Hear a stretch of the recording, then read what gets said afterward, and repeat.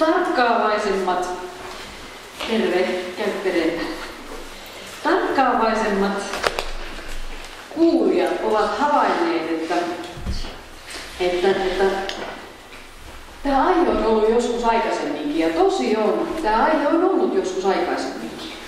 Ja en muista kyllä yhtään, koska se on ollut ja kuinka kauan siitä on ollut aikaa, on sitä toivottavasti tarpeeksi kauan aikaa. Mutta syy siihen, miksi me otetaan se nyt uudestaan, on ihan yksinkertaisesti se, että tämä asia on ollut niin painavasti minun mielessä koko alkuvuoden.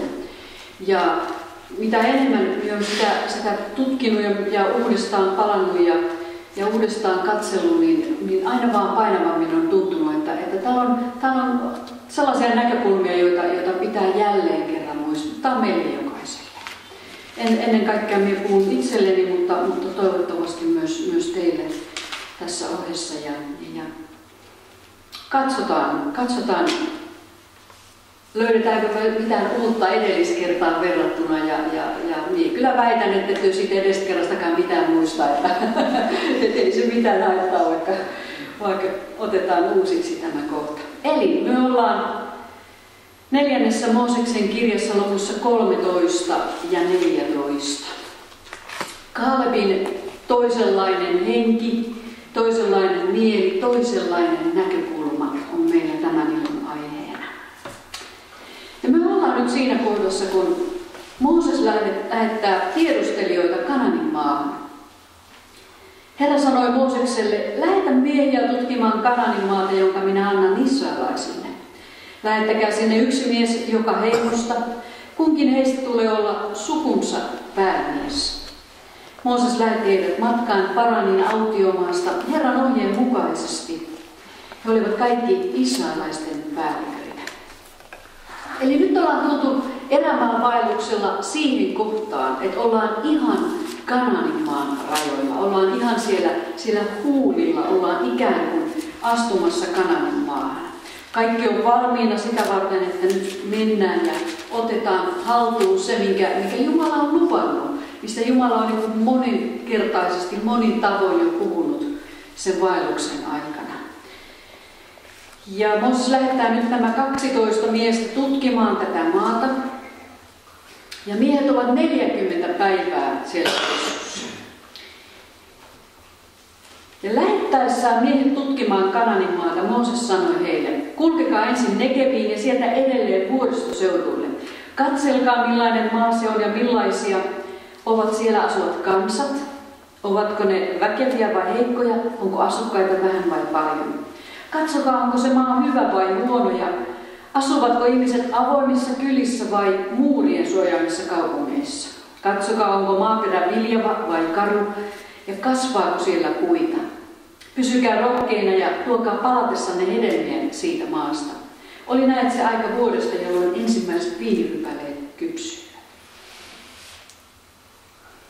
Miehet lähtivät, seurue lähti matkaan ja palasi 40 päivän takaisin. Ja eihän ne tyhjin käsi sieltä palanneet, nehän todellakin toi tuliaisen, niin kuin nyt tapana on. Aina kun Israeliin mennään, tuodaan runsaat tuliaiset mukanamme. Nämä eivät tuoneet pitaleipää ja humusta tällä kertaa, vaan sellaisen ison rypäletertu, niin ison, että sitä tarvittiin 2 miestä kantamaan sitä heidän välissään. Et ihan kohtuullinen oli tämä sadonkorjuun aika. Hyvä oli sato näköjään olemassa. No sitten he alkavat tehdä raporttia. Selontekoa siitä, mitä siellä oli ja mitä he olivat sitten nähneet. Olemme käyneet maassa, johon meidät lähetit, ja se maa todella tulvii maitoa ja hunajaa. Katso, tällaisia ovat sen hedelmät. Siihen loppukin ne hyvät uutiset. Mutta siellä asuva kansa on voimakas ja kaupungit ovat lujasti varustettuja ja hyvin suuria. Näimme siellä myös Anakin jälkeläisiä. Negevissä asuu amalekilaisia, vuoristossa hettiläisiä, jebusilaisia ja amorilaisia. Ja meren äärellä sekä Jordanin varsilla asuu kanaanilaisia. Ja se oli ihan riittävän paljon tälle kansalle.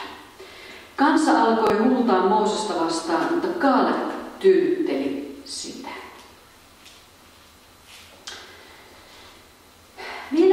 Semmoisia pieniä yksityiskohtia tästä asiasta on ensinnäkin se, miten Jumala kuulee näiden miesten puheen.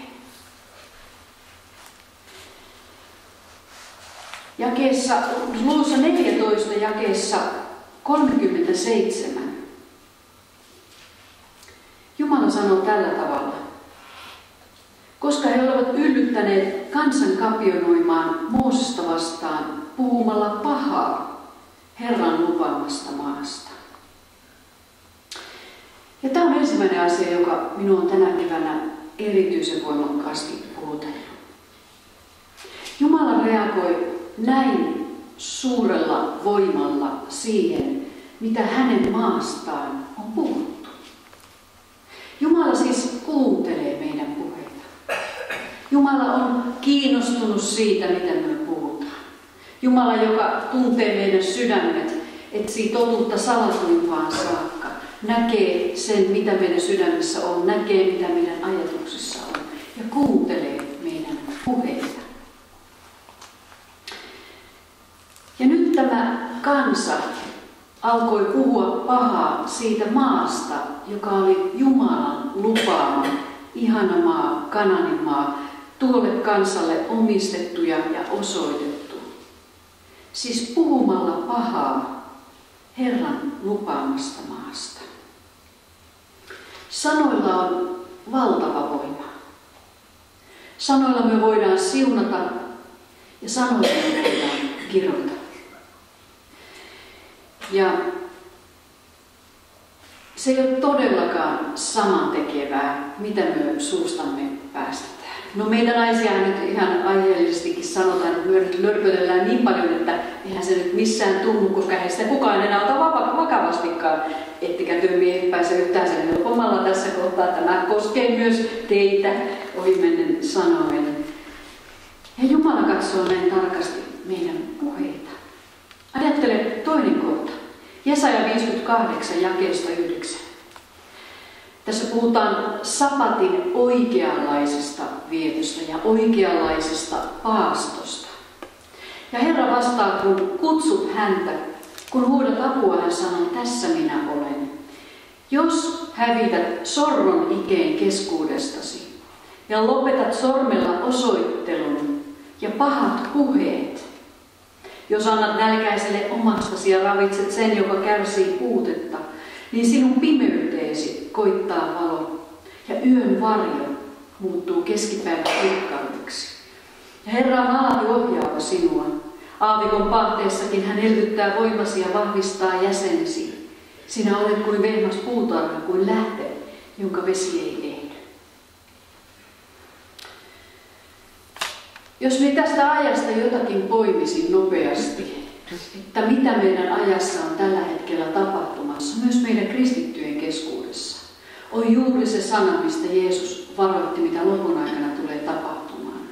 Monien rakkaus kylmenee. Ja se kylmeneminen alkaa ilmentyä ensimmäisenä meissä juuri meidän puheessa. Koska se puhehan nousee meidän sydämestä, eikö niin? Ei myö puhuta vain huuliamme heilutellen. No joskus tuntuu, että se on vähän sitäkin, että se ei kyllä lähde mistään muualta. Mutta tosiasiassa meidän sydämestä nousee kaikki se, mitä me loppujen lopuksi suustamme päästetään ulos. Ja kun nyt olen seurannut varsin aktiivisesti meidän kristillisissä piireissä käytävää keskustelua, niin kyllä täytyy sanoa, että kyllä on kaikki karvat ja kaikki noussut pystyyn, kun katselen ja kuuntelen, miten kovalla sanankäytöllä kristityt tänä päivänä mätkivät toisiaan. Siis rakkaus on todellakin kylmentynyt. Ja muistatko, mitä Jeesus rukoili viimeisessä rukouksessaan opetuslasten puolesta? Että he yhtä olisivat. Ja Jeesus toisti tämän rukouksen monta kertaa. Että he yhtä olisivat. Siitä teille tunnetaan minun opetuslapsikseni, että te yhtä olisitte. Se on totta, että tässä ajassa täytyy puolustaa oikeaa oppia. Kyllä, tämä aika on täynnä erilaisia harhaoppia ja harhaopettajia myös. Mutta silloin kun me lähdetään ruoskimaan toinen toisiamme vain totuuden nimissä ilman rakkautta, se on väkivaltaa ja anarkiaa. Siihen meitä ketään ei koskaan kutsuta. Joten silloin kun me lausutaan näitä tuomion sanoja, niin kyllä jokaisen meidän tulee aina muistaa se, kenen edessä me näitä lausuntoja annetaan. Kenen edessä me arvioidaan toinen toisiamme toistemme uskoon. Ja kun nyt on erityisesti nostanut päätään tällainen arvio meidän kristittyjen keskuudessa, miten Jumala on alkanut jakaa tuomioita ja aloittanut luterilaisesta kirkosta ja kirkkokunnasta, niin silloin liikutaan sellaisella maaperällä, että kun ruvetaan julistamaan tällaisia tuomioita, niin ne tuomiot julistetaan Jumalan edessä. Ja silloin kannattaa olla todella nöyrällä sydämellä ja nöyrällä mielellä. On ollut niin armotonta mätkimistä, erityisesti tuolla sosiaalisessa mediassa, että täytyy sanoa, että kauhistuttaa, mihin me kristityt vielä ylletään. Ja tämä on luultavasti vain alkua. Tämä tulee entisestään lisääntymään. Entisestään rakkaus kylmenee, entisestään asenteet koventuvat. Ja tässä ei voi tehdä mitään muuta kuin mennä oman sydämensä kanssa Jumalan eteen ja sanoa, että Herra, tässä minä olen. Tässä on minun sydän. Jos minun sydän on niin kovettunut, että minä näen virheet ja viat vain noissa toisissa, niin Herra, totisesti tee työtä minun sydämessä. Jumala kuuntelee meidän puheita. Jumala todella kuuntelee meidän puheita tänäkin päivänä. Ei hän ole kuuroutunut. Ei missään vaiheessa tämän elämän aikana. Jumala kuulee, mitä me puhutaan. Sananlaskujen kirja luku 12, jakeista 13 eteenpäin. Joka pahoja puhuu, kaatuu omaan ansaansa. Vanhurskas selviää ahdingosta. Puheista niiden palkitaan, teot kiertyvät tekijänsä eteen. Tyhmä pitää omaa tietään oikeana, viisas se, joka neuvoja kuulee. Tyhmä tuo heti julki suuttumuksensa, viisas nielee loukkauksen ja vaikenee. Oikeutta auttaa, joka totta puhuu, valehtelija on vääryyden asianta. Harkitsematon sana on kuin miekan pisto, viisaan puhe on lääkettä. Totuuden sanat kestävät iäti, valheen sanat vain tuokion. Toinen näkökulma näistä sanoista. Jumala on myös hyvin tarkka siitä, miten me puhutaan Israelista tänäkin päivänä. Jumalan suunnitelma ei ole Israelin kohdalla muuttunut miksikään. Jumalan valintaton kansan kohdalla ei koskaan tule muuttumaan miksikään. Se on nyt ja aina Jumalan omaisuuskansa, jonka kautta Jumala vie suunnitelmansa päätökseen. Ja kun tänä päivänä kuuntelee näitä puheita, kun puhutaan Kanaanin maasta, niin kyllä on niin armotonta puhetta, kyllä on niin armotonta kielenkäyttöä ja niin kevyesti heitellään lausuntoja ja tuomioita suhteessa Israeliin, suhteessa juutalaiseen kansaan. Että samalla tavalla kyllä monta kertaa sellainen kylmä koura on kuristanut sydäntä, kun tulee mieleen tämä Raamatun kohta, miten Herra on ennenkin laittanut ihmiset tuomiolle heidän sanoistaan. Ja kun me kristityt ei olla tässä yhtään sen parempia valitettavasti, en tiedä miten sitä Raamattua sitten joskus luetaan, mutta kyllä sitä kummallisella tavalla luetaan, kun Israelin merkitys ei Jumalan sanan kautta avaudu. Minulla oli kerran sellainen ystävä, joka otti tehtäväkseen muistuttaa minulle Israelin tekemistä virheistä. Aina kun jotakin tapahtui Israelissa, niin hän muisti kyllä ottaa yhteyttä ja kertoa, että mitä pahaa nyt on taas tehty ja mitä se Israel nyt on taas kerran saanut aikaa ja näin.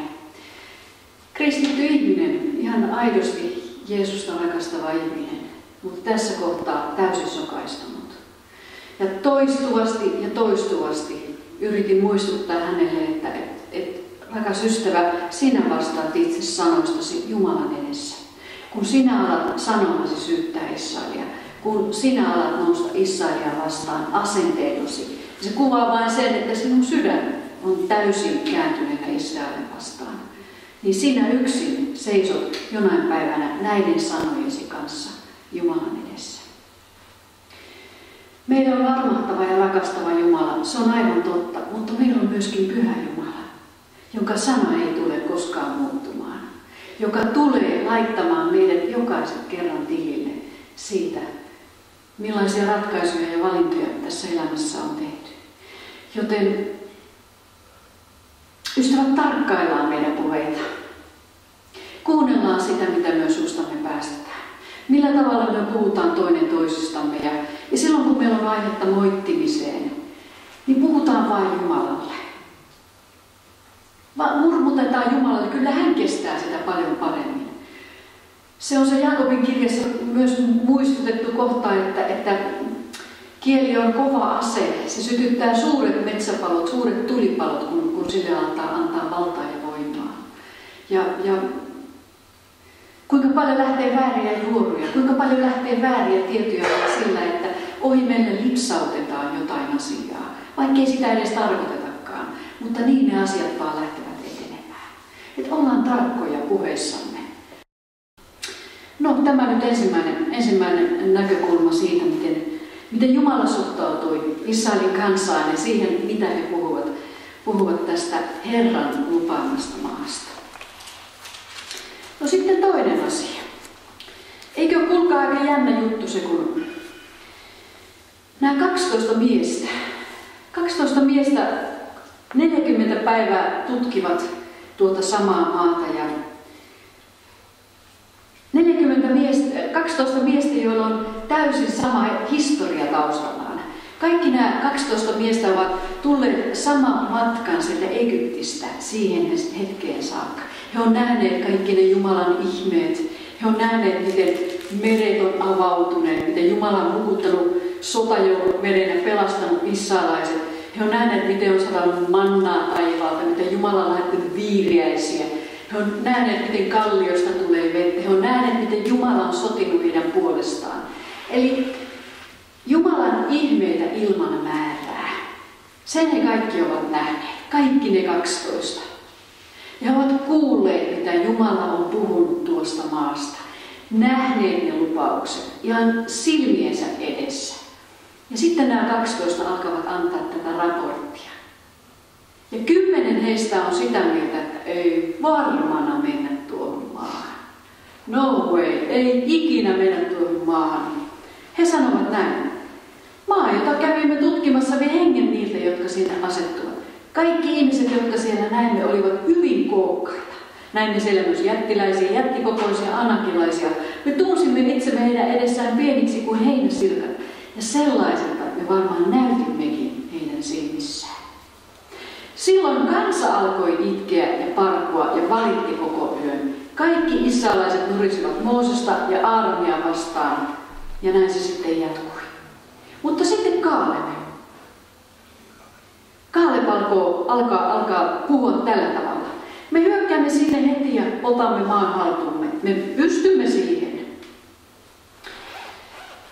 Siis 2 vastaan 10 on nyt se tilanne. Kaaleb ja Joosua on sitä mieltä, ei kun pakataan kassit ja reput ja rinkat ja lähdetään heti menemään. Ja 10 on sitä mieltä, että ei ikinä mennä. Mitä tässä on tapahtunut? Mistä tämmöinen valtava näkökulma ero?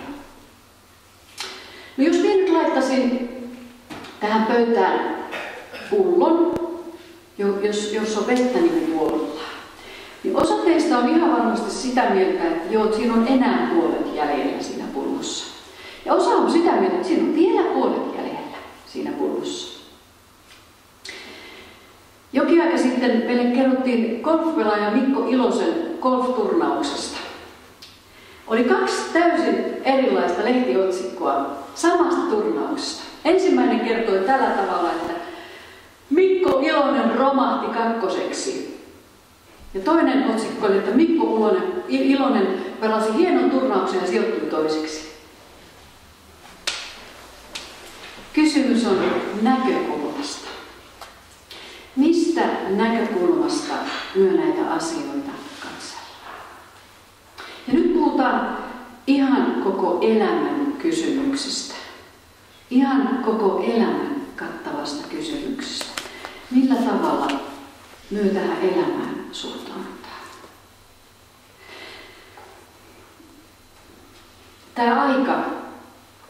Tämä aika on nyt yksinkertaisesti, ystävät, sellainen, että tämä nyt haastaa meidät ottamaan voimakkaasti kantaa sen puolesta, mitä me sydämessämme uskotaan ja mihin me katseemme suunnataan. Nämä 10 miestä näki vain ne ongelmat siinä maassa. Se oli se, mikä he näki fyysisillä silmillään ja mikä oli ihan totta. Siellä oli sellaisia jättiläisiä ja heidän silmissään he näytti varmaan heinäsirkoita ja siellä oli suuria vuoria ja siellä oli pelottavia kansoja. Se oli ihan totta. Kaikki se oli ihan totta. Mutta Kaaleb ja Joosua halusivat nähdä niiden asioiden taakse. Kaaleb ja Joosua halusivat ottaa kiinni siitä Jumalan lupauksesta, joka koski tätä maata.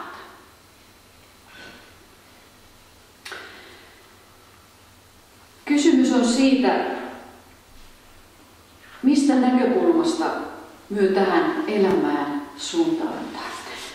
Jos meidän ajattelutapa on sellainen, että me nähdään silmillämme vain se, mitä me nähdään silmillämme, niin valitettavasti me ei nähdä koskaan mitään niiden asioiden takaa. Mutta jos me otetaan kiinni siitä Jumalan lupauksesta, jota kutsutaan uskoksi, jota kutsutaan myös luottamukseksi, jota kutsutaan myös toivoksi, niin sen jälkeen me aletaan nähdä näkymättömiä. Sen jälkeen yliluonnolliset asiat alkaa muuttua meidän elämässä arkipäiväisiksi ja luonnollisiksi. Sen jälkeen ne eteen tulevat pelottavat ihmiset, sen jälkeen ne pelottavat haasteet, joita tämä elämä kyllä ihan kylliksi asti tuo meidän kaikkien eteen. Sen jälkeen ne kerrostalojen korkuiset vuoret meidän elämässä. Sen jälkeen ne mahdottomalta tuntuvat elämäntilanteet. Ne muuttuvat vain olosuhteiksi, jonka lävitse Jumalan usko meidän sydämessä kuljettaa. Meitä haastetaan, tässä ajassa meitä haastetaan todella katsomaan asioita Jumalan silmillä. Meitä haastetaan ottamaan kiinni siitä sitoumuksesta, jonka Jumala haluaa laskea meidän jokaisen sydämeen. Siihen luottamuksesta, että hänellä on asiat hallussa. Että tapahtui mitä tahansa. Ja hän on luvannut pitää huolen. Hän on luvannut olla meidän kanssa joka ikinen päivä. Ja hän on luvannut kuljettaa meidät lävitse kaiken sen, mitä eteen tulee. Eli kysymys on, mikä näkökulma me valitaan tähän elämään ja eteen tuleviin haasteisiin. Ja jos me valitaan Jumalan näkökulma, se tarkoittaa samalla myös sitä, että silloin me valitaan Raamatun mukainen näkökulma. Ja tässä ajassa se tulee viemään meidät 100 varmasti vastavirtaan. Tämän ajan ja tämän maailman kanssa. Tällä hetkellä puhutaan erilaisia lakialoitteita, kansalaisaloitteita, muun muassa tasa-arvoista avioliittolakia. Ystävät, jos me halutaan etsiä Jumalan näkökulmaa näihin asioihin, me ei löydetä sitä enää mistään muualta kuin Raamatusta. Ja silloin kun me ojentaudutaan Jumalan sanan mukaiseen ajatteluun, me ei voida sydämessämme hyväksyä tällaisia lakialoitteita. Me ei voida antaa hyväksyntämme millään tavalla tällaiselle toiminnalle. Ja se tarkoittaa silloin sitä, että meidän on yksinkertaisesti noustava vastustamaan kaikkea sitä, mikä on Raamatun vastaista. On tullut aika näyttää väri.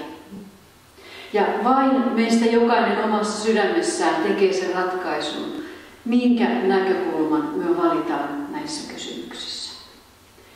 Jos minä valitsen Jumalan näkökulman, jos minä valitsen seurata vanhanaikaisesti Raamatun johdattamaa tietä ja polkua, niin kyllä, ihan lupaan sen tässä ja nyt, että se johtaa sinut vaikeuksiin. Se tulee johtamaan sinut ulos joistakin piireistä. Sinä et tule olemaan suosittu, eikä sinua hyväksytä kaikkialla. Mutta mikä tärkein, Jumala hyväksyy sinut. Ja Jumala siunaa sinun valinnan.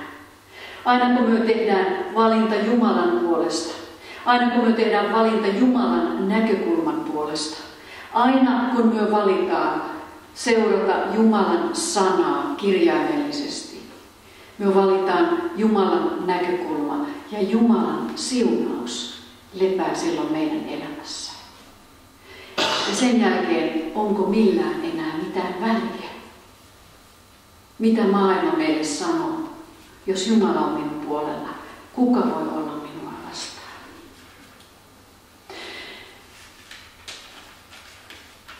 On vielä ihmisiä tänä päivänä, joilla on tällainen Kaalebin henki, Kaalebin mieli, Kaalebin näkökulma asioihin, jotka tänäkin päivänä seisovat Jumalan sanan puolesta.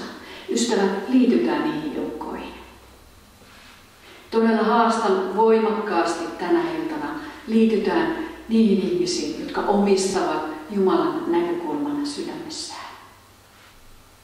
Ettei lähdetä virranviemenä ajelehtimaan. Ettei mennä kuin ajopuut sinne, mistä eniten tuulee ja missä eniten virta kuljettaa. Vaan lähdetään menemään vastavirtaan tämän maailman kanssa. Ainoastaan elävät lohet lähtevät nousemaan vastavirtaan. Kuolleet kalat ajelehtivat virranviemänä. Joosua ja Kaaleb olivat ottaneet sydämensä Jumalan lupaukset. He omistivat kaiken sen, mitä Jumala heistä puhui, tai heille puhui tuosta maasta. Ja kuuntele, millaisen todistuksen Jumala antaa Kaalebista. Vain palvelijallani Kaalebilla on toisenlainen henki, ja hän on aina uskollisesti seurannut minua. Siksi minä vien hänet siihen maahan, jossa hän kävi, ja hänen jälkeläisensä saavat ottaa sen omakseen. Kaaleb on ainoa henkilö Raamatussa, josta Jumala antaa tällaisen lausunnon. Ajattele. Toisenlainen mieli, toisenlainen henki. Mistä hänelle ja mistä Joosualle oli tullut tällainen toisenlainen henki ja toisenlainen mieli? Joosuasta Raamattu kertoo meille tällä tavalla. 2. Mooseksen kirja luku 33 ja 11. Ja Herra puhui Moosekselle kasvoista kasvoihin, niin kuin ihminen puhuu toiselle ihmiselle. Sitten Mooses palasi leiriin, mutta hänen palvelijansa, nuori Joosua, Nuunin poika, ei milloinkaan poistunut teltan läheisyydestä. Ja teltta oli se paikka, missä Jumala ilmestyi. Joosua ei siis milloinkaan poistunut Jumalan läsnäolosta. Hän vietti aikaa Jumalan läheisyydessä. Ja hän oli sellainen Mooseksen palvelija, Mooseksen aisapari. Hän oppi ja imi samalla myös koko ajan vaikutteita Moosekselta. Näki millainen johtaja Mooses on ja ennen kaikkea oppi sen, millainen oli Mooseksen suhde Jumalaan. Ja tämän kaiken Joosua peri omalle sydämelleen. Ja ystävät, meillä ei ole valitettavasti mitään oikotietä tässäkään kohtaa. Jotta me löydetään samanlainen sydän, millainen Joosualla oli, ja sellainen mieli, joka Kaalebilla oli, niin meitä kutsutaan samalle tielle, viettämään aikaa Jumalan läheisyydessä, Jumalan läsnäolossa, rukouksessa ja Jumalan sanan tutkimisessa. Se on sitä samaa, mitä he tekivät. Ja vielä 4 Mooses 27 ja 18. Herra sanoi Moosekselle, kutsu luoksesi Joosua, Nuunin poika, jossa on oikea henki ja mieli, ja siunaa hänet panemalla kätesi hänen päänsä päälle. Valtavia todistuksia. Joo. Ja 4 Mooses 32 ja 12. Sen näkevät vain kenasilainen Kaaleb, Jefunnen poika, ja Joosua, Nuunin poika, jotka ovat uskollisesti noudattaneet Herran tahtoa. Vaikka meidän eteen tulisi mitä, vaikka tässä maailmassa nyt tapahtuisi mitä, ja nyt tulee tapahtumaan, nyt asiat lähtevät vyörymään voimakkaasti, niin nyt on tärkeää tehdä niitä päätöksiä. Että kenen puolesta me seisotaan, minkä puolesta me seisotaan, minkä puolesta me nostetaan lippua. Jotta sitten kun on sen aika, me voidaan tehdä se arkailematta. Ja samalla tavalla haastan meitä kaikkia myös omassa sydämessään nyt ottamaan se näkökulma, joka Jumalalla on myös suhteessa Israeliin. Koska nyt on juuri se aika, jolloin maailma on voimakkaasti kääntymässä Israelia vastaan. Voimakkaasti kääntymässä Israelia vastaan. Tällä hetkellä, nyt kun olen seurannut uutisia viimeisen 2 viikon aikana hyvin tiiviisti, esimerkiksi Ranskassa on ollut oikein voimakasta antisemitististä nousua ja aivan niin kuin häkellyttävän raakaa, julmaa väkivaltaa suhteessa juutalaisiin. Ja jopa nyt on tällaista ollut, että siellä on juutalaisten johtajat on ruvenneet puhumaan omille nuorilleen, että lähtekää vielä kun voitte, lähtekää tästä maasta. Ajatelkaa. No Ukrainasta kuuluu erittäin huolestuttavia viestejä kaiken aikaa Ukrainan juutalaisten elämästä. Ja se on vain pieni hetki, jolloin tämä kaikki kääntyy jälleen kerran Venäjälle. Pietarin juutalaistoimistoon tulee lisääntyvässä määrin yhteydenottoja. Juutalaiset miettivät lähtöä Israeliin. Me eletään juuri nyt tällaisessa ajassa. Tämä on nyt äärimmäisen totta meidän keskellä. Tänä päivänä luin uutisen. Eilen oli jälleen kerran YK:n ihmisoikeustuomioistuin pitänyt kokouksensa ja antanut 5 Israelia koskevaa tuomiolausetta.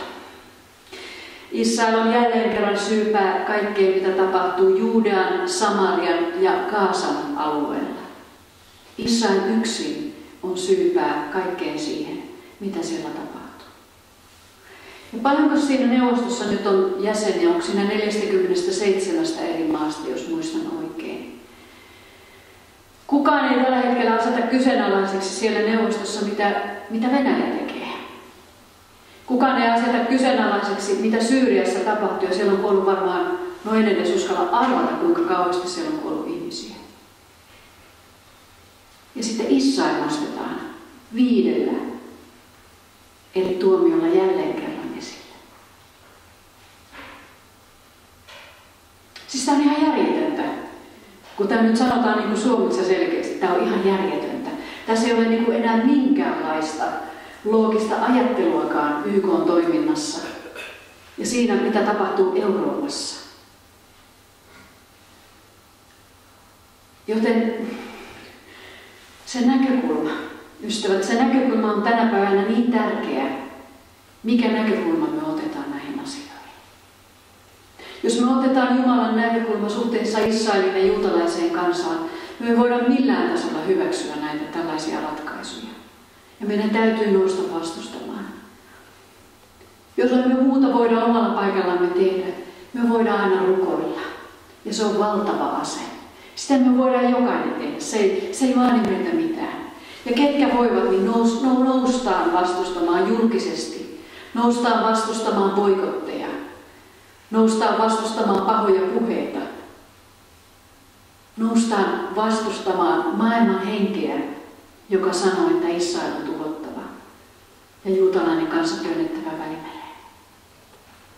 Ystävät, noustaan vastustamaan. Nyt on sen aika. Jos kunnia menee, niin maine kasvaa. Pääasia, että jotakin lisääntyy, eikä totta. Ja se maine kiirii sitten näköjään muuten aika kauas. Että ei kannata olla yhtään huolissaan. Voi voi. No, nyt palataan takaisin tähän. Tästä nousee aika paljon tämän hetken polttavia asioita. Eli kysymys on näkökulmasta. Näkökulmasta, joka me valitaan. Jokainen omassa sydämessä. No niin, nyt sitten kun tämä neuvosto on pitänyt puheensa ja kansa on päättänyt nousta yksituumin vastustamaan Kanaanin maahan lähtöä, niin he sanovat toinen toisilleen, kumpa olisimme saaneet kuolla Egyptissä, kumpa edes saisimme kuolla täällä autiomaassa. Miksi Herra vie meidät tuohon maahan? Me kaadumme taistelussa ja naisemme ja lapsemme joutuvat vihollisen saaliiksi. Parempi meidän olisi palata Egyptiin. He sanovat toisilleen, valitaan uusi johtaja ja palataan Egyptiin. Ei maailmassa ole muuttunut muutamaan tuhanteen vuoteen yhtään mitään. Eikö se ole tämänkin päivän ratkaisu, että kun asiat alkaa vähän mättää, niin valitaan uusi johtaja, eiköhän tästä selvitä jälleen kerran. Joo, ei ihminen muutu yhtään mihinkään. Mutta näkökulma, joka tästä nousee. Me tyydytään mieluummin siihen, mikä on tuttua ja turvallista, kuin että lähdetään sitä kohti, mikä on tuntematonta ja pelottavaa, vaikka se olisi selkeästi Jumalan tahto ja Jumalan kutsu meidän elämässä. Ei ollut hääviä israelaisilla siellä Egyptissä. Niillä oli kauheat olot siellä orjuudessa. No miten nyt sitten yllättäen tulikin semmoinen olo, että oikeastaan siellä olikin kaikki ihan kauhean hyvin, kun se semmoinen ahdistava kurjuus oli niin kauhean turvallista ja tuttua. Mikäs hätä meillä siellä orjana ollessa oli? Ja nyt me ollaankin täällä keskellä erämaata ja keskellä Jumalan omituista suunnitelmaa, joka on pelottava ja vieras, josta ei kukaan meistä tiedä, mihin se johtaa. Ei voi mitään muuta kuin uskoa ja luottaa. Ystävät, nyt puhutaan uskon näkökulmasta. Nyt juuri puhutaan uskon näkökulmasta. Ruotsin kielessä on sellainen ilmaus livslön, joka tarkoittaa elämän valhetta. Se ei ole meillä ihan niin semmoinen tuttu ilmaisu, mutta tuolla Lahden toisella puolella tämä on ihan semmoinen tuttu käsite ja yleisesti käytössä oleva käsite. Mitä tämä elämänvalhe tarkoittaa? Se ei ole niin kuin, se ei ole niin kuin hätävalhe tai se ei ole niin kuin valkoinen valhe.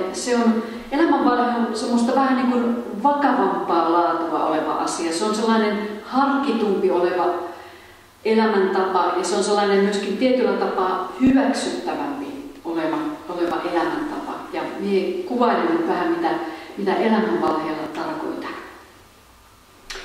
Meillä on joskus elämässä sellaisia tilanteita ja sellaisia vaiheita, jolloin tämä arkielämän kestäminen on liian vaikeaa. Jokainen meistä tietää sen, tai toivottavasti et tiedä, mutta pelkään, että monet meistä tietävät sen, millaista on joskus, kun on perheessä oikein vaikeaa. Ja sitten kun perheen vaikeudet joskus jatkuvat, ja kun sen perheen kanssa on sitten vaan kuitenkin elettävä, ja niistä tilanteista on vaan jotenkin selvittävä, niin tällainen vaikea asia perheen keskellä voi johtaa meidät sellaiseen valintaan ja sellaiseen ratkaisuun, joka saa meidät tarttumaan kiinni johonkin, mikä ei ole ihan totta, mutta joka auttaa minua ikään kuin tekohengittämään. Perheessä on väkivaltaa, päihteiden käyttöä, mitä tahansa tällaista, mitä lapsi ei pysty omassa mielessään ja sydämessään käsittelemään. Niin tästä vaikeasta asiasta voi lapsen sydämessä tulla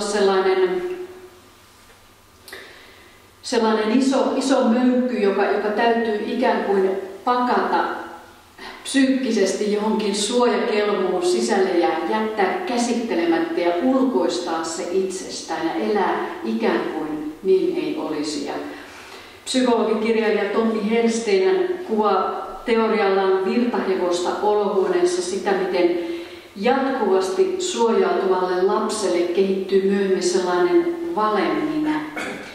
Ja tämä ei ole vain lasten ongelma ja lasten kysymys. Myös meille aikuisille voi muotoutua tällaisia valheellisia elämäntapoja ja elämän tottumuksia niin, että me itsekin aletaan uskoa se jo erittäin todeksi, vaikka se olisi ihan täyttä valhetta.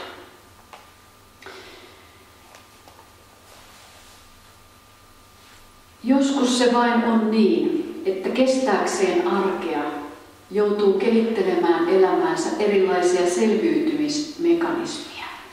Ja se on erittäin ymmärrettävää ja se on erittäin inhimillistä. Mutta se ei silti tee sitä asiaa oikeaksi ja todeksi. Ja joskus myös sotkeudutaan näihin omiin elämän valheisiimme niin syvälle, että me ei enää edes tunnisteta omaa valheellisia elämän valintoja, omia valheellisia ajatusmalleja ja toimintatapoja, koska niistä on tullut meille jo niin todellisia. Ihan äärimmilleen pitkälle vietynä psykiatrian osastolla tapasin henkilöitä, jotka eivät suuruusharhaluuloissaan. Heille se oli äärimmäisen totta.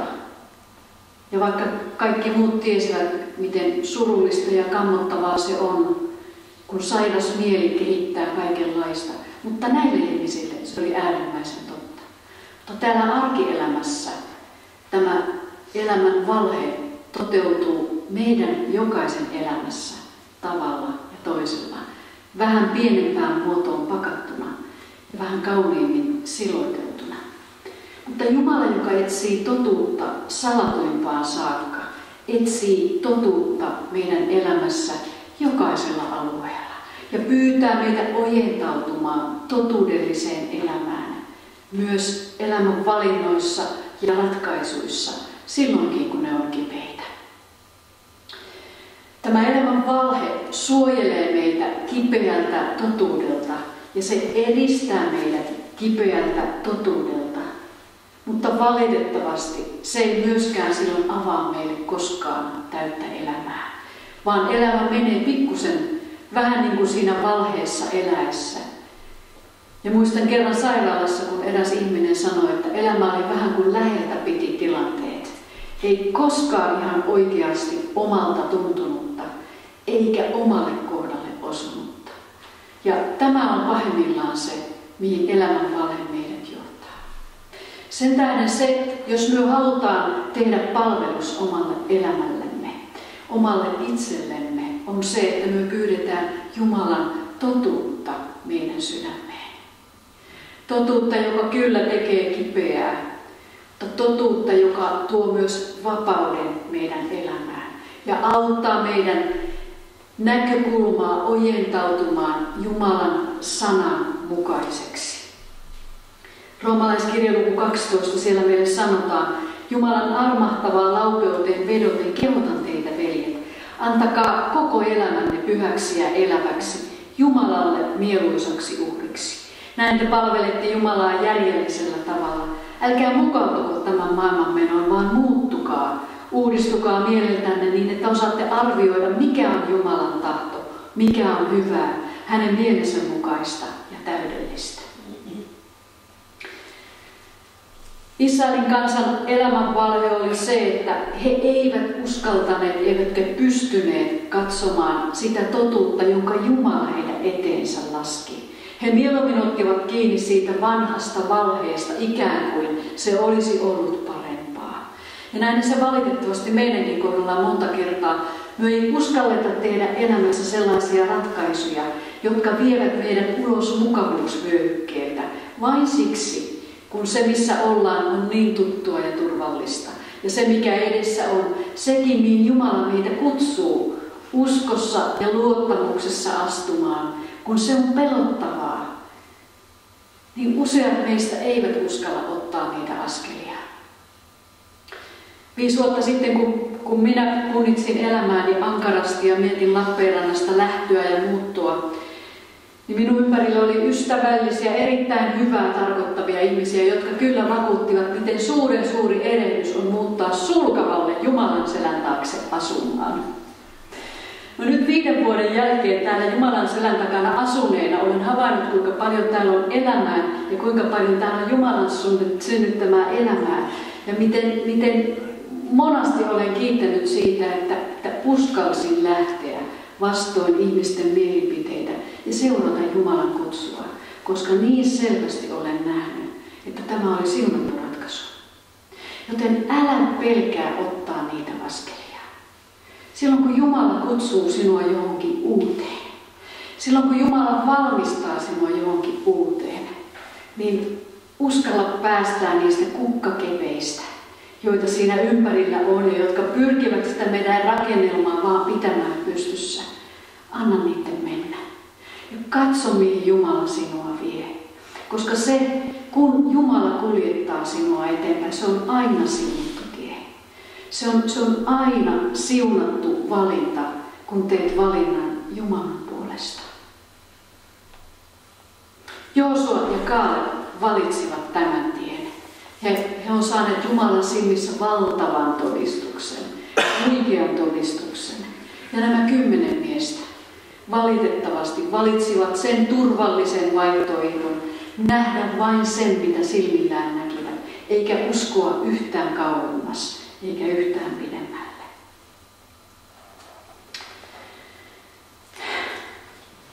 No, silloin Mooses ja Aaron painoivat kasvonsa maahan yhteen kokoontuneiden israelaisten edessä. Mutta Joosua, Nuunin poika ja Kaaleb, Jefunnen poika, jotka myös olivat olleet mukana tiedusteluretkellä, repäisivät vaatteensa ja sanovat israelaisille: maa, jota kävimme tutkimassa, on hyvä ja ihana maa. Jos Herra on meille suosiollinen, hän vie meidät tuohon maahan, joka turvii maitoa ja hunajaa ja antaa sen meille. Te ette saa kapinoida Herraa vastaan. Älkää myöskään pelätkö sen maan asukkaita. Meille he ovat pelkkä suupala. Heidän Jumalansa ovat hylänneet heidät, mutta meidän kanssamme on Herra.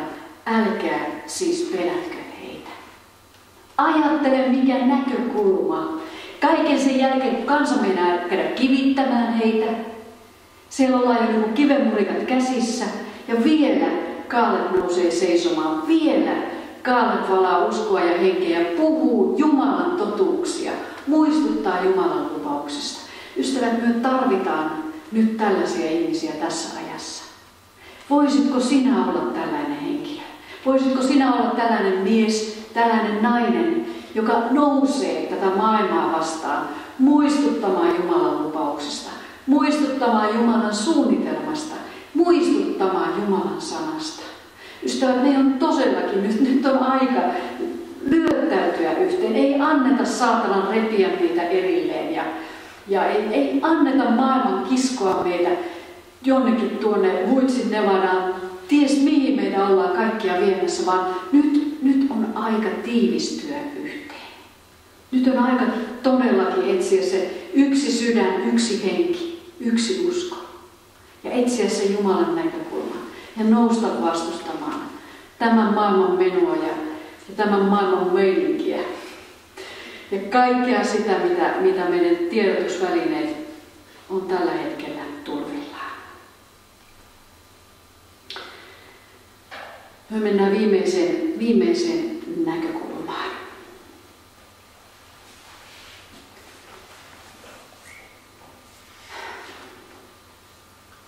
Ihmisen ajattelua on semmoinen, että jos meitä ei saa liikkeelle kepillä, niin sitten porkkanalla.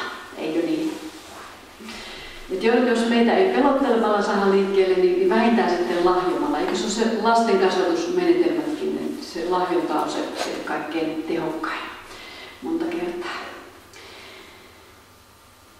Jumala sanassaan on luvannut meille monia hyviä asioita. Muuten meistä varmaan kukaan ei uskaltaisi lähteä seuraamaan Jumalaa oikein todenteolla. Muuten meistä ei varmaan kukaan uskaltaisi ottaa oikein täydestä ja todesta Jumalan kutsua. Mutta Raamattu on täynnä Jumalan lupauksia. Siitä millainen siunaus siitä seuraa, kun me valitaan hänen mielensä mukainen tie ja hänen mielensä mukaiset valinnat. Kun Mooses puhutteli Israelin kanssa, 5 Mooses 30, jakeesta 15. Minä olen tänään pannut teidän valittavaksenne elämän ja kuoleman, menestyksen ja tuhon. Jos te noudatatte Herran Jumalanne lakia, jonka minä teille nyt annan, ja jos rakastatte Herraa, vaellatte hänen teitään ja noudatatte hänen käskyjään, säädöksiään ja määräyksiään, te saatte elää. Teistä tulee suuri kansa, ja Herra teidän Jumalanne siunaa teitä siinä maassa, jonka nyt menette ottamaan omakseen. Mutta minä ilmoitan teille tänään, että jos sydämenne kääntyy pois Herrasta, ettekä tottele häntä, vaan eksytte kumattamaan ja palvomaan vieraita jumalia, teidät peri tuho, ettekä saa kauan elää siinä maassa, jota olette nyt menossa ottamaan haltuunne, Jordanin tuolta puolen. Taivas ja maa ovat todistajani, kun nyt sanon, minä olen pannut teidän valittavaksenne elämän ja kuoleman, siunauksen ja kirouksen. Valitkaa siis elämä, että te ja teidän jälkeläisenne saisitte elää. Rakastakaa Herraa Jumalaanne, totelkaa häntä ja pysykää hänelle uskollisina. Silloin te saatte elää ja Herra antaa teidän aina asua siinä maassa, josta hän valalla vannoin antoi lupauksen teidän esi-isillenne Abrahamille, Iisakille ja Jaakobille. Ja vielä toinen kohta tähän liittyen. Mooses pitää vähän samanlaisen puheen. 5 Mooses 28. Jos kaikessa tottelette Herraa Jumalanne ja tarkoin noudatatte hänen käskyjään, jotka minä teille annan, niin Herra asettaa teidät maan kaikkien kansojen yläpuolelle. Nämä siunaukset tulevat teidän osaksenne, kuin vain tottelette Herraa Jumalanne. Herra siunaa teitä kaikkialla, missä olettekin. Siunattuja ovat teidän lapsenne, teidän maanne sato ja teidän karjanne vasikat ja karitsat. Siunattuja ovat teidän viljakorinne ja taikinakaukalonne. Olette siunattuja, kun palaatte kotiin. Olette siunattuja, kun lähdette matkaan. Jos me luetaan Raamattua oikein tarkkaan, niin kuin me toivottavasti luetaan, minä olen vähän suurpiirteinen ja minä mielellään luen sieltä semmoisia suuria kokonaisuuksia. Niin kuin esimerkiksi tämän ihanan kokonaisuuden, että olette siunattuja, kun palaatte kotiin, olette siunattuja, kun lähdette matkaan. Ja me hirveän mielellään unohdan, että siinä on ollut jotakin pientä sitä ennen. Siellä on ollut semmoinen pieni jos-sana. On semmoinen sanapari, jota Raamattu usein käyttää. Jos ja niin. Jos ja niin. No siihen tietenkään on tämmöinen, mutta minä olen vähän ollut semmoinen, että niin ottaisin mieluummin vaan sen niin-osuuden. Se tuntuisi paljon helpommalta ja miellyttävämmältä vaihtoehdolta. Mutta kun Raamattu sitoo nämä kaksi asiaa yhteen. Jos ja niin. Kaikki tämä, mitä Mooses puhui tässä Israelin kansalle, niin valittain totean, että pieleen meni. He ei kyenneet toteuttamaan tätä. Juuri niin kuin Jumala kyllä sen jo ennaltakin tiesi. Israelin kansa ei kyennyt toteuttamaan sitä jos-ehtoa. He kääntyivät aika nopeasti poispäin Jumalasta, alkoivat palvella vieraita jumalia ja näin Jumala on pakkosiirtänyt tuon kansan 2 kertaa pois siitä maasta, jonka hän heille lupasi. Rangaistuksena ihan kansan omien syntien vuoksi. Ja nyt kun ajatellaan, miten tämä nyt käy kohti meidän elämää, niin se käy kohti nyt ihan samalla tavalla. Meillä on joka päivä meidän elämän pienissä valinnoissa. Me ollaan tämän haasteen edessä. Me valitaan joko elämän tai kuoleman puolesta. Ei yhtään sen vähempää. Joka päivä me valitaan jompaan kumpaan suuntaan. Ja silloin kun me valitaan Jumalan mielen mukainen valinta, silloin kun me valitaan sellainen asia, sellainen liike, sellainen teko, sellainen sana, sellainen ajatus, joka on Jumalan mielen mukainen, niin sitä seuraa aina siunaus. Ja se on aina elämän puolesta valinta. Mutta silloin kun me valitaan tämä toinen tie, se on aina kuoleman tie. Ja ne on niitä pieniä askelia, joita me lähdetään ottamaan jompaan kumpaan suuntaan. No tämä elämä on toki sellaista, että me kuljetaan kuin monopolipeliä ja palataan joskus lähtöruutuun vankilan kautta. Niinhän se vaan menee. Ja joskus me otetaan 2 askelta eteen, 1 taakse. Useimmiten me otetaan 1 askel eteen ja 2 taakse. Mutta liike säilyy. Johonkinhan se koko ajan tässä menee. Koska elämä ei ole milloinkaan stabiilia. Me liikutaan aina johonkin suuntaan. Ja jos me ei kasveta hengellisesti eteenpäin, valitettavasti me lähdetään menemään taaksepäin. Eli silloin kun me tehdään niitä pieniä valintoja, niin ne kuljettaa meitä aina hengellisesti joko eteenpäin, tai sitten me pakitetaan taaksepäin. Me valitaan aina joko elämä tai kuolema. Ja tämä elämä koostuu pienistä valinnoista. Kyllä meistä nyt jokainen tietää, jos on jotain massiivisia, isoja, suuria päätöksiä, että niitä tehdään suurella harkinnalla ja suurella rukouksella. Mutta kun tämä elämä koostuu pienistä valinnoista. Tämä elämä koostuu pienistä hetkistä. Ja näistä pienistä hetkistä muotoutuu koko elämä. Sen tähden se ei ole yhtään saman tekevää, miten me näitä valintoja tehdään meidän arjessamme. Siellä, missä kukaan ei näe. Siellä, missä kukaan ei tiedä, mitä me nyt puhutaan. Me tehdään nämä valinnat aina Jumalan kasvojen edessä. Ja se on se kaikkein ratkaisevin asia. Samalla tavalla kuin Jumala kuulee meidän puheet, samalla tavalla hän näkee meidän sydämen valinnat. Joten on hyvä rukous jokaisena päivänä, jokaisena aamuna rukoilla, että Jumala, auta minua valitsemaan tänäänkin oikein.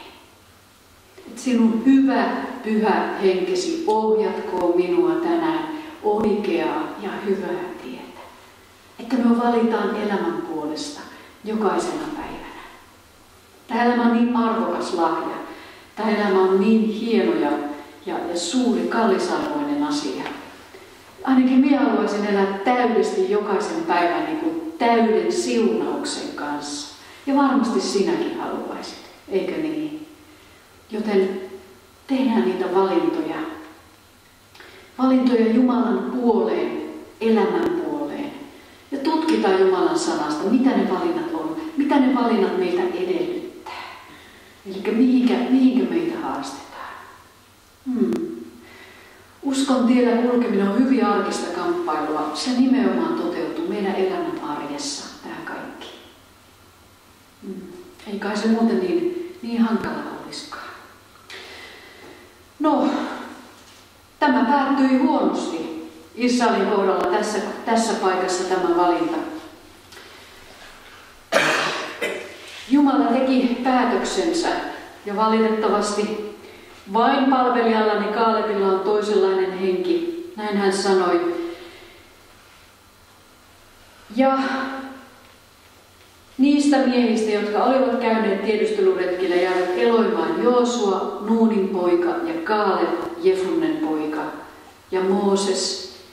Ja Jumala ohjasi heidät 40 vuoden erämaanvaellukselle niin, että se sukupolvi menettyi kokonaisuudessaan, ja vain heidän lapsensa olivat ne, jotka saivat sitten mennä sinne Kanaanin maahan. Näin kova oli kohtalo, näin kova oli rangaistus tottelemattomuudesta tässä kohtaa. En tiedä, minkälaisia erämaanvaelluksia sinä olet kulkenut omalla tielläsi. Itse kyllä tiedän omat erämaani, jotka on tulleet ihan puhtaasti siitä, että olen valinnut huonosti ja olen valinnut väärin. Ja valitettavasti me joudutaan jokainen maksamaan synnistämme hintaa. Näin tässä kohtaa Israelin kansa maksoi näin kovan hinnan.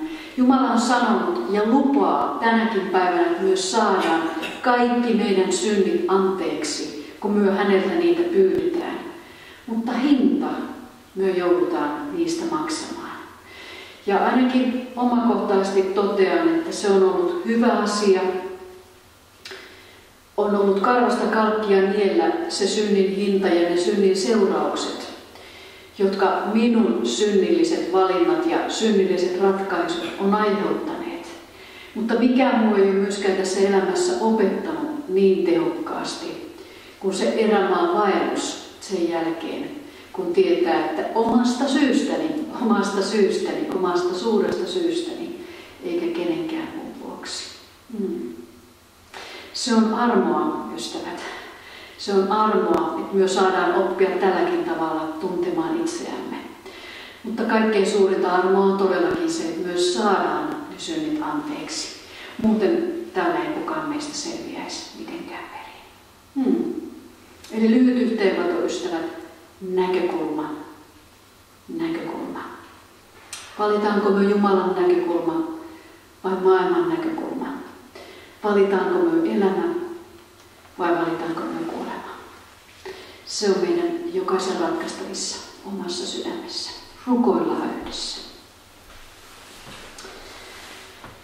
Herra, kun nyt puhutaan näin suurista asioista, elämääkin suuremmista asioista, niin Herra, me todella nöyrällä sydämellä käydään sinun eteen ja pyydetään sinun armoa, että Herra, sinä puhuttelet meidän sydämiä näissä kysymyksissä. Herra, anna anteeksi kaikki minun pahat ja väärät sanat. Anna anteeksi kaikki sinun tuomion henki, joka minun sydämessä on ollut. Anna anteeksi se kaikki, millä minä olen tuominut lähimmäiseni. Olen syyttänyt jotakin toista ihmisiä väärin perustein. Puhunut pahaa jostakin toisesta. Herra, anna anteeksi kaikki minun pahat sanani. Ja Herra, kutsu minua, kutsu meitä jokaista. Kutsu meitä sille tielle, joka Jeesus sinä olet, tie, totuus ja elämä. Herra, että sillä tiellä, Jeesus, joka sinä olet, todellakin meidän eteen avautuu totuus. Että me suostutaan päästämään irti siitä elämän valheesta, jonka ympärille minun elämä on kietoutunut, eikä uskalla päästää siitä irti. Että se totuus tekee työtään minun sydämessä, se totuus, jonka sinä haluat minun elämään laskea. Ja että sitä kautta avautuu se elämä, Herra, johon sinä juuri minua kutsut. Auta minua seuraamaan sinua, auta minua jatkuvasti kaikessa löytämään se näkökulma, joka tulee sinun sydämeltä ja sinun valtakunnan salista. Auta minua jatkuvasti kaikessa etsimään vain sinua ja sinun tahtoa. Ja Herra, menemään sinne, minne sinä kuljetat, tekemään sitä, mitä sinä pyydät tekemään. Herra, olemaan uskollinen siinä paikassa ja tehtävässä ja siinä kutsussa, jonka juuri nyt tässä hetkessä olet sydämelleni antanut ja tässä paikassa. Herra, kun sinä olet luvannut meille niin mittaamattoman suuria asioita, auta meitä uskomaan se sydämessä. Auta meitä luottamaan siihen ja auta meitä valitsemaan sinut ja sinun antamasi elämä jokaisena päivänä. Ole mukana meidän arjen valinnoissa. Herra, siinä kun me tehdään näitä arjen pieniä ratkaisuja, ole mukana jokaisessa valinnassa. Ja Herra, tänä päivänä halutaan yhdessä siunata Israelia ja juutalaista kansaa kaiken myllerryksen keskellä, kaiken väkivallan ja painostuksen ja vainoamisen keskellä. Herra, siunaamalla siunaa Israelia, varjele juutalaista kansaa, varjele Israelin rajoja, varjele kaikelta pahalta, joka uhkaa, tulee se mitä tahansa suunnalta. Ja Jeesus ilmestyi rakkautena Israelissa, juutalaisille, muslimeille, arabeille, druuseille, beduineille, kristityille. Herra, kaikille, jotka tuolla Israelin rajojen sisäpuolella asuvat. Herra, me rukoillaan rauhaa Lähi-itään, rukoillaan rauhaa Syyriaan. Herra, rukoillaan, että sinä rauhan ruhtinas itse tuot sen rauhan, joka on ainut ja pysyvä. Herra, me ei tiedetä, mitä tulee tapahtumaan, mutta tee meidän sydän valmiiksi sille, mitä on tulossa. Valmista meidät kaikkeen siihen, mitä sinä olet tekemässä. Ja auta meitä näkemään se sinun näkökulma jatkuvasti kaikessa ja kaiken lävitse. Kuule vielä meitä, kun me yhdessä siunataan Israelia, juuri niin kuin sinä olet meitä siihen opettanut ja kehottanut. Herra, siunatkoon sinua Israel ja varjelkoon sinua. Herra, kirkastakoon kasvonsa sinulle ja olkoon sinulle armollinen.